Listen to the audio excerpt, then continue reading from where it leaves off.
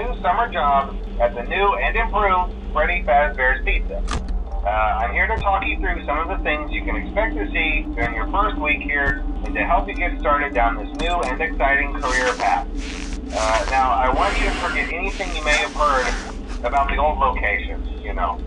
Some people still have a somewhat negative impression of the company.